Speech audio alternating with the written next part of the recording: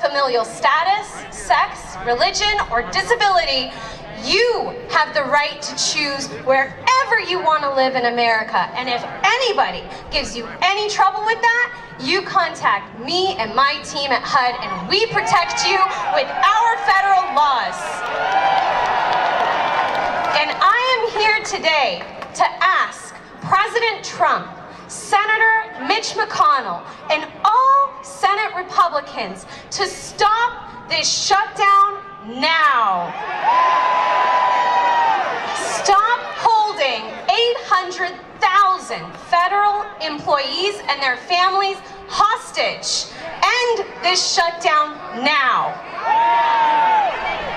We are middle-class Americans and cannot afford to, as President Trump said, wait for as long as it takes for our next paychecks.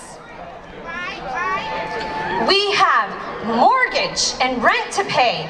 We have student loans to pay. We have daycare costs to pay. We have car bills to pay. We have all of our bills to pay, and we need our paychecks now. Get federal employees back to work so that we can go back to work for you and all American citizens. There is the important work at HUD and all of the federal agencies that is not being done now because of this shutdown. Because of this shutdown, millions of Americans are at risk at being evicted and homeless because HUD rental assistance payments are not going to go through if the government is shut down. And you know who that affects? That affects our seniors, our disabled, our veterans, our children, our families who need our government to help them survive. So I am here to speak on behalf of my family, the families of all 800,000 federal employees who are being shut out and left without pay, as well as the millions of Americans who rely upon us federal government employees to help them and the federal government to help them survive in America. Please end this shutdown now.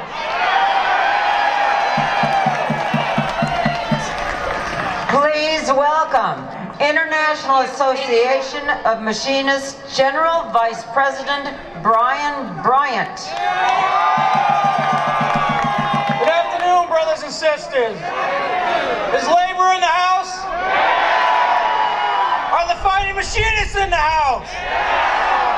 Like many of you, I listened to the president try to make his case for this ridiculous shutdown. Not once did he mention the impact on federal workers, federal contractors, their communities, and their families.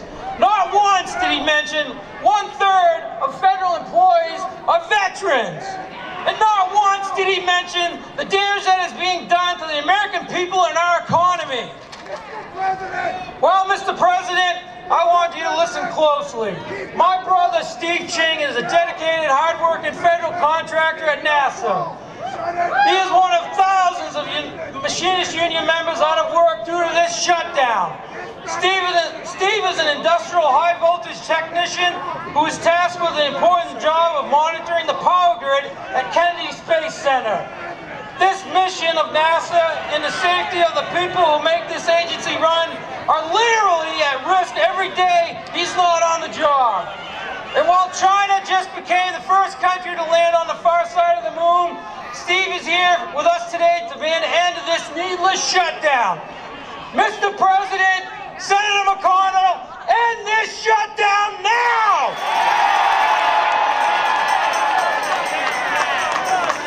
Brothers and sisters, my brother Steve Ching. Good afternoon, brothers and sisters. Good afternoon, America. My name is Steve Ching. I have 15 years supporting America's space program at the Kennedy Space Center, and I am a proud fighting machinist member. This shutdown affects thousands of federal workers, subcontractors, vendors, and businesses throughout our community. This is true trickle-down economics. By that I mean, no paychecks means no gas for our cars, no money for our prescriptions, no money for groceries, no money for utilities, and no money for our mortgages or rent. These are all affected businesses in our community that will see a downturn in their ability to make money. Hardworking Americans, like myself, are being used as pawns in this great political divide. Congress and the President must put aside political differences, reopen the government, and work together to solve America's problems, just like they always have in this great country. I personally know of a coworker who has a child with special needs. This medical care for these children do not stop. Their parents are scrambling to make sure their needs are met. We're all wondering, how long will our families be able to hold out? What about medical insurance? We love our jobs, but hate this uncertainty. Federal workers and their families do not deserve this. Many have questioned if they should move on to another job.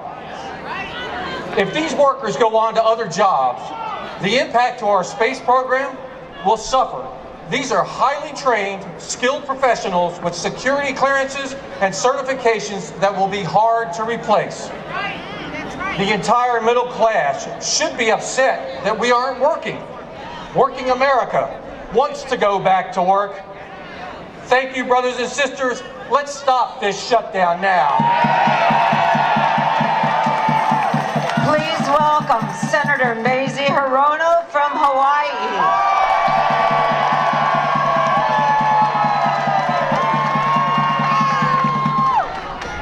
Aloha, everybody. Okay, how many of you think that the president is on our side? Hell no. So we know that he has federal workers and unions as big fat targets, because federal workers, he tried to freeze your pay. He's made it hard for unions to organize and stay organized, and now he's shutting you all out from your jobs so that he can get his vanity wall. There are two people who can end the shutdown right now. One is the president, but you know what? He is an amoral hostage taker. Amoral because he makes no difference between right and wrong, nor does he give a rip. And he's a hostage taker because he has taken 800,000 federal employees and thousands of contractors hostage. And we don't negotiate with amoral hostage takers. That doesn't get us anywhere. Second person who could end this shutdown right now is Mitch McConnell. Mitch McConnell has no problems using his power to force 1.5 trillion in tax cuts for the richest people in our country, not helping the middle class. He had no problem using his power to force us to within one vote of eliminating Affordable Care Act for millions of people, and yet, he will not use his power to end the shutdown to help 800,000 of you to get paychecks. You know, most of us live in a world where we need our paychecks. Hello, President Trump. As Nancy says, we don't all have daddies that can give us $20 million to tide us over. So Mitch McConnell, you know what his lame excuse was for why he's not bringing the House passed bills and we Senate passed last year to keep government running? You know what his lame excuse was this morning?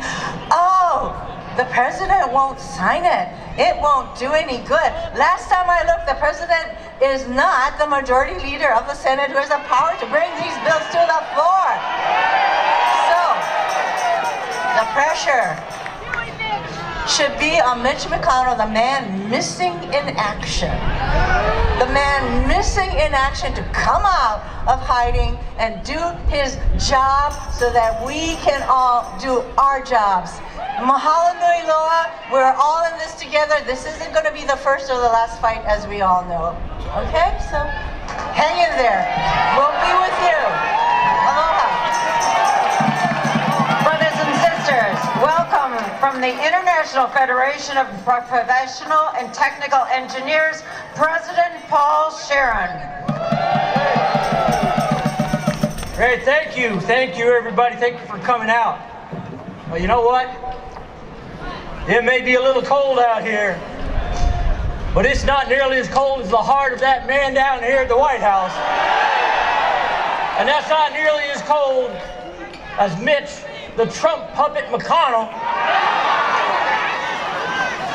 We need to get back to work. Today, thousands of highly skilled federal workers are locked out from our union at IFPT.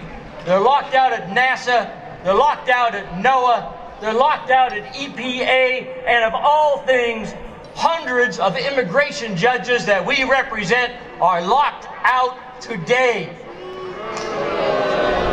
Make no mistake, this is political. This has nothing to do with security. This is nothing more than a political tug of war, and the lives of our members and our great federal employees are held in the balance along with their families. You know, we've had enough. We've had enough of this president's failed art of the deal. He needs to learn the art of responsible management. Let's put 800,000 locked out federal workers back to work. Back to work. Back to work. Back to work. Back to work. Back to work. Now.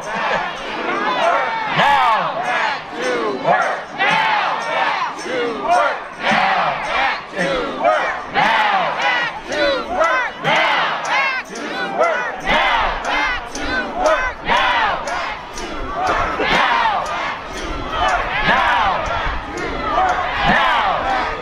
work. Now. I'd like to introduce one of our members who is here today. Barry Epstein is here. Barry? There's Barry. Barry is a president of one of the IFPT locals. He's from NASA headquarters. Barry is a NASA engineer.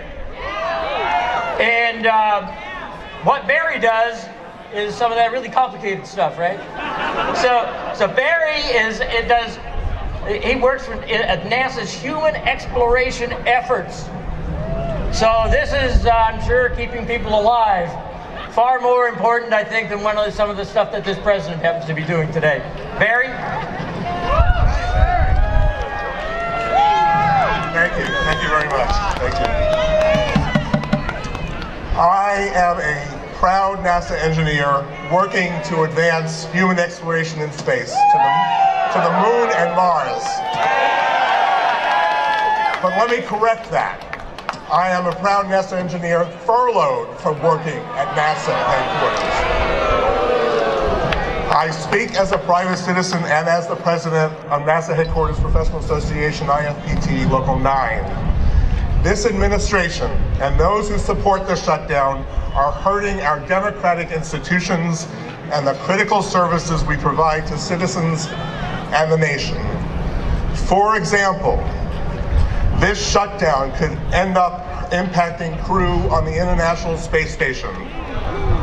Projects we work on that impact the crew's health and well-being and their ability to conduct their missions are sitting idle at NASA centers around the country. It may take months or years to get the countless new technologies and scientific research efforts that support all of NASA's missions back on track, while adding wasteful, unplanned costs to that recovery. You've heard countless stories of individual federal employees that are suffering under this furlough, and that includes NASA scientists, engineers, analysts, and administrative professionals who enable exploration and discovery. And we also need to remember the contractors, and even those in the cafeterias and shops in and around our NASA offices that will never recover their lost wages. But the greatest damage these shutdown enablers are causing is to America's belief in our nation's ability to do great things. We want to get back to work, back to our mission of exploration and discovery for us and for future generations. Thank you. Please welcome American Federation of Teachers President Randi Weingarten. So, let's just hear it for the federal workers of the United States of America. TSA workers, the nurses, the house cleaners, everyone who makes sure that we are safe in America, and everyone who actually makes America great. Federal workers have stood up for all of us for the last years, every year of our republic. And we have to stand up and fight for federal workers right now. So it's important that we see and hear and feel the face of this hostage taking. When we hear the federal workers who have spoken already, or the worker like Dina, who is a member of my union, a military veteran, a worker on tribal lands who already lost all of her belongings in Alaska because of the earthquake, and now has not been able to pay for her bills because she is not getting a paycheck. This is not how we should be treating the people who have protected us and who have made our country great. Now, I'm a history teacher. I teach about the history of the United States. We have had many conflicts in the United States of America, and normally the Congress and the President, who don't always get along with each other, they sit down and they settle these things. It is only in recent memory that they use a government shutdown for hostage taking, and that is wrong, and we must do what we can to stop it.